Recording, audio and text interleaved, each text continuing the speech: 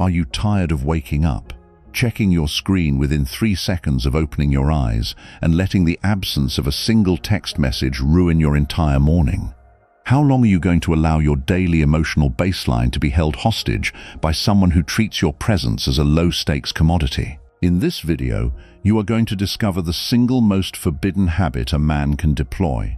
A strict operational blueprint rooted in ancient Stoic mastery that completely shatters an asymmetrical dynamic. By the time this breakdown concludes, you will understand the hidden natural laws of scarcity that dictate human worth, and you will possess the exact discipline required to withdraw your attention, reclaim your environmental gravity, and naturally force her to chase your presence without uttering a single word. Let us look at the inventory of degradation. Look closely at your current routine. You are adjusting your schedule, offering unearned loyalty, and compromising your dignity for an environment that takes you for granted. Your energy, your time, and your attention are the most valuable assets you own right now. You are at the absolute peak of your potential to build a foundation for your future. Yet, when you invest your finite focus into an individual who treats you as a convenient option, you are actively dismantling your own authority. You are participating in a system that devalues your worth. You wait for hours, watching an empty space, hoping for a sign of validation that never comes, or arrives so late that it feels like an insult. This is a voluntary surrender of your sovereignty.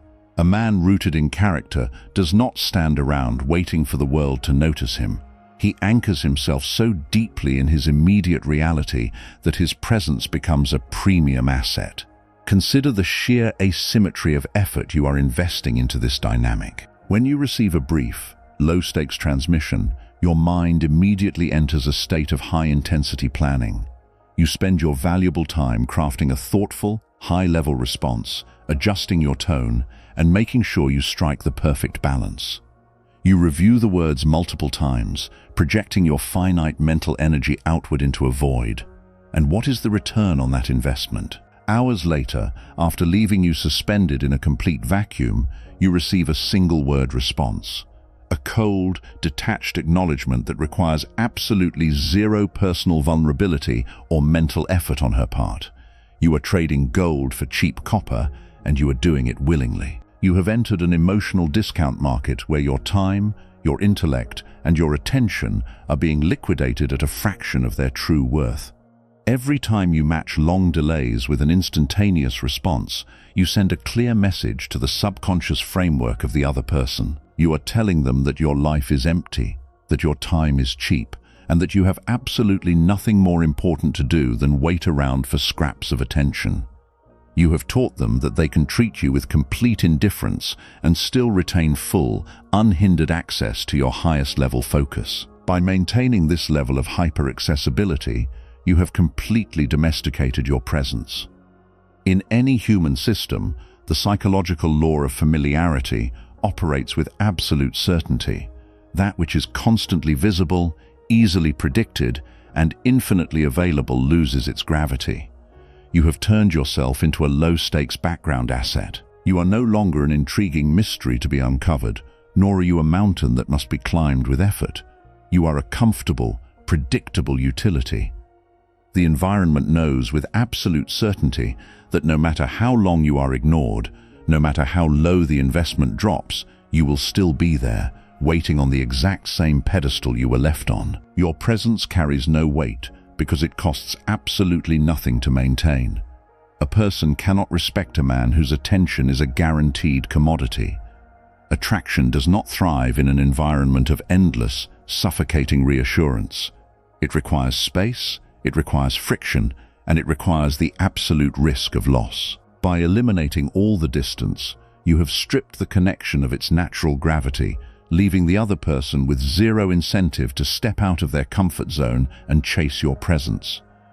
To understand why you are caught in this exhausting cycle, you must look at the mechanical design of modern interaction. You are not operating out of conscious strength. You are behaving like a lab subject trapped in a psychological cage. Human social dynamics have been explicitly engineered to exploit male evolutionary psychology through a process called variable reward scheduling. The human brain is hardwired to seek resolution and clarity. When you send your energy outward and wait for a response, your system releases a steady stream of tension, creating an uncomfortable psychological state. The sudden arrival of a response delivers an instant hit of chemical relief, temporarily easing that anxiety. You have become addicted to the relief of the response, not necessarily the substance of the connection itself. You are acting as a hostage to the cycle, reacting mechanically to every shift in the environment.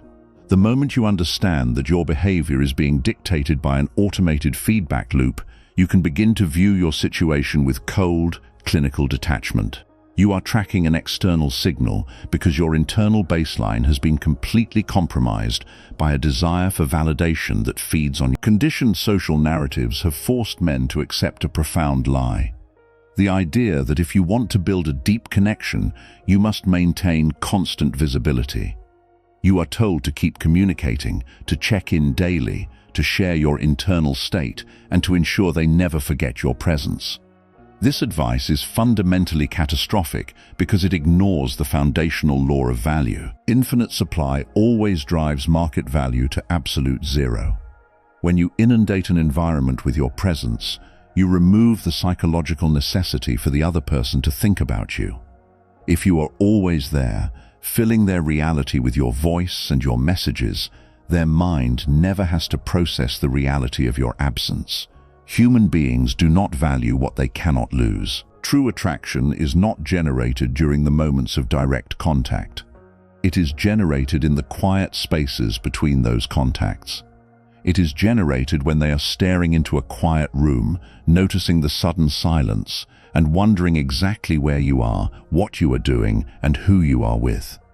If you never give them the gift of your absence, you never give them the opportunity to miss you. There is a profound psychological paradox embedded in the act of pursuit. The harder you chase an external entity that is actively pulling away from you, the faster that entity will retreat. Over-pursuit is a massive behavioral signal of internal deficit. It communicates to the subconscious of the other person that you do not believe your intrinsic value is high enough to hold their interest naturally, so you must compensate by forcing your way into their reality. This behavior instantly kills respect. It triggers a natural psychological defense mechanism inside their framework that tells them to distance themselves from a source of desperation. You cannot negotiate attraction through sheer willpower or increased volume of attention.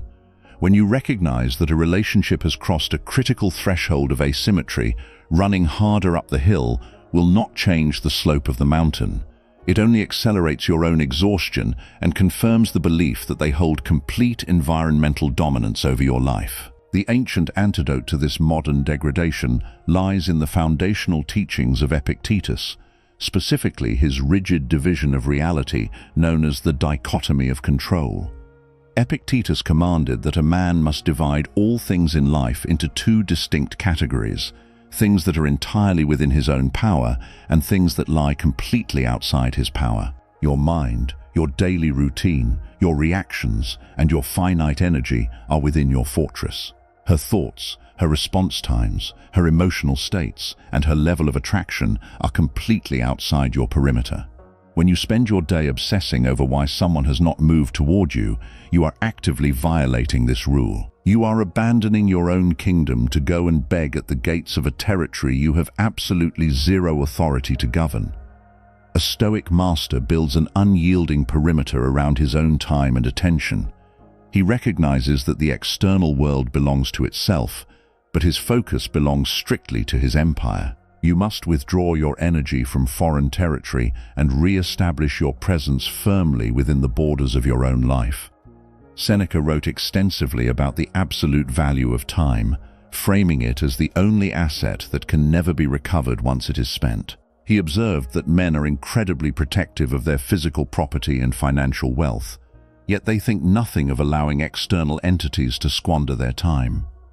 When you give away your attention to someone who does not value it, you are actively disrespecting the finite nature of your own existence. The law of scarcity dictates that value is a direct reflection of unavailability. If your time is infinitely accessible to anyone who throws a casual nod your way, you are treating your life as a worthless commodity.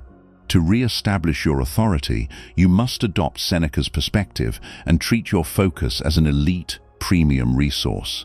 You must remove your attention from a compromised market where it is not being respected.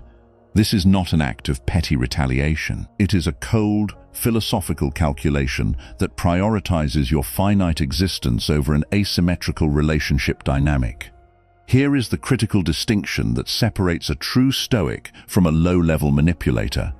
Your silence must never be used as a tactical game designed to force a reaction. If you are practicing radio silence simply to make someone panic, to make them miss you, or to force them to chase you, you are still a prisoner of their validation cycle. You are merely using absence as a loud, desperate shout for attention.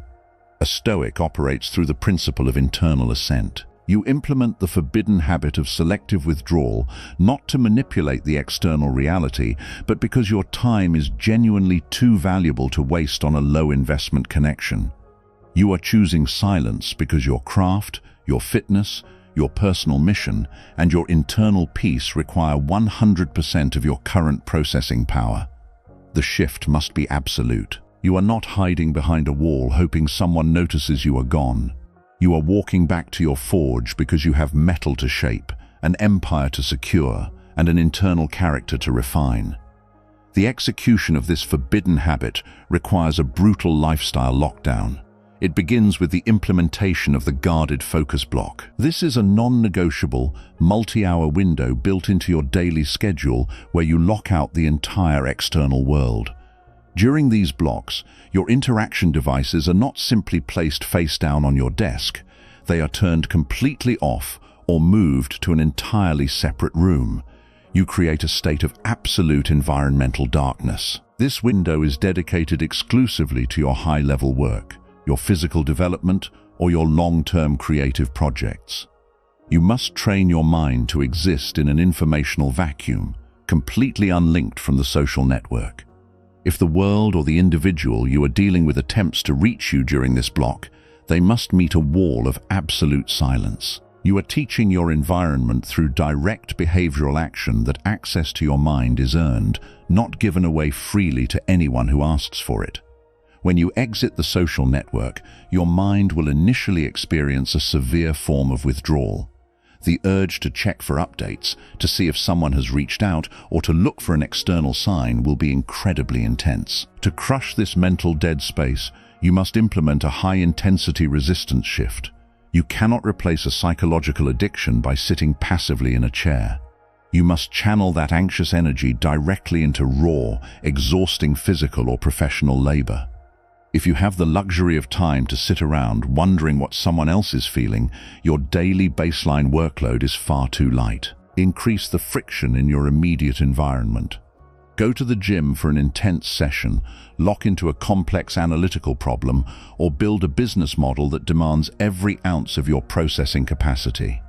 Force your brain to expend so much energy on your immediate physical environment that it has absolutely zero surplus fuel to waste on tracking an external entity. The forbidden habit must eventually manifest in how you interface with your physical environment. When you are required to speak, you must practice extreme verbal and vocal economy. Eliminate all empty, unearned messages and shallow conversations. Stop explaining your vision. Stop complaining about modern relationship dynamics, and stop arguing over response times. Let your total lack of engagement be the final data point the other person receives. Furthermore, you must anchor your physical speech deeply within your natural lower register. Eliminate the rapid, high-pitched vocal inflections that betray internal urgency, panic, or a desperate desire to please the listener. Speak with a deliberate, unhurried pace that signals total governance over your internal state. When you speak slowly and deliberately, you force the surrounding environment to drop its chaotic speed and adjust to your rhythm. Your vocal delivery should carry the weight of an iron gate closing, solid, stable, and completely final. In the modern landscape, we have confused accessibility with connection. We live in a world where anyone can reach you at any second of the day.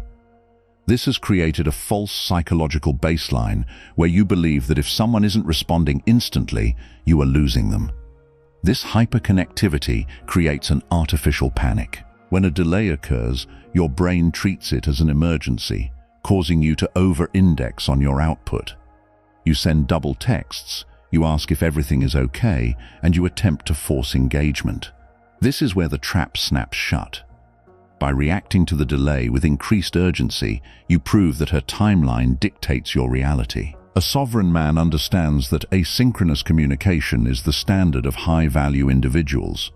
He does not treat a delayed message as a slight or a puzzle to be solved. He treats it as a natural indicator that the external world is busy, and he returns immediately to his own labor. You must audit where this relationship sits on your list of priorities. If you are a man building his career, your primary focus must be your professional competence, your financial security, and your physical health. When a relationship takes precedence over these pillars, your foundational stability begins to tilt. If you are disrupting a deep work session or cutting a workout short just to remain available for a casual hangout or an ongoing exchange, you are prioritizing an unformed potential over an absolute certainty. True authority is established when your mission is completely unshakable. Your time must be guarded so fiercely that an external entity realizes that a meeting with you is a rare, scheduled event, not a casual baseline that can be summoned on a whim. Most modern relationship advice tells you what to add. Add more compliments, add more attention, add more expensive dates, add more emotional transparency. Stoicism teaches the exact opposite path, the path of radical subtraction. When an environment becomes toxic or lopsided, the only logical move is to subtract your presence until the equilibrium is restored. Subtraction is not a declaration of war, it is a quiet reassessment of value. When you remove your daily check-ins, your casual jokes, and your persistent attention, you create an immediate psychological vacuum. The individual who took your presence for granted is suddenly forced to confront the reality of a world without your gravity. They are left with their own thoughts, staring into the silence you left behind, realizing that their access to your life was a privilege that has officially been revoked due to low maintenance. The exact second you successfully lock down your lifestyle and enter a state of complete informational isolation, a profound psychological shift begins to occur within the external environment. When a high-value anchor who was once hyper-accessible suddenly vanishes without an explanation, without a dramatic fight, and without a petty goodbye speech, it introduces an immediate systemic shock. The automated validation loops that the other person relied on for environmental security are abruptly broken. Initially, they may experience a sense of comfort or relief, assuming you are simply playing a brief game. But as the days pass and the silence remains absolute, that relief transitions into deep psychological disorientation. Because you offered no closure and no predictable anger to react to, you leave their mind with an unresolvable mental loop. They are forced to expend their own mental capital, trying to solve the mystery of your sudden departure, confronting the reality that their illusion of complete control has completely shattered. As the weight of the vacuum increases, the system will inevitably attempt to run a series of diagnostic tests to check the structural integrity of your perimeter. These low-effort probes are mechanical and highly predictable. They will arrive as casual, low-stakes greetings, a brief question about an unrelated topic, or a vague statement designed to see if you are still waiting on the pedestal where you were left. A compromised man breaks his silence at the very first sign of access, running back to validate a low-effort greeting and dropping his market worth back to absolute zero. A sovereign leader remains completely unmoved behind his perimeter. You must recognize these probes for what they are. Tests to see if your fortress is made of solid stone or cheap paper. Unless a transmission contains absolute clarity, explicit accountability, and a high-value investment of personal effort, it does not exist on your ledger. Your silence remains definitive. This brings you to the ultimate diagnostic checkpoint within your own system. Every metric of your life is an objective reflection of your internal order, and it is time to look at the scoreboard with absolute transparency. You must look directly into the mirror and answer a single question. Are you executing this total radio silence because you genuinely thrive in your own sovereignty, focusing entirely on your lifestyle lockdown, your craft, and your immediate personal environment? Or are you sitting alone in a dark room, secretly tracking her movements, obsessing over her reactions, and praying that this specific philosophical framework forces her to come running back to your door? Both actions look identical from the outside, but the internal psychology driving them is completely inverted. One is a king securing his kingdom. The other is a beggar hiding behind a wall, hoping for scraps of attention to slide under the gate. If your silence is a tactical game to manipulate her feelings, you are still a prisoner of her validation cycle.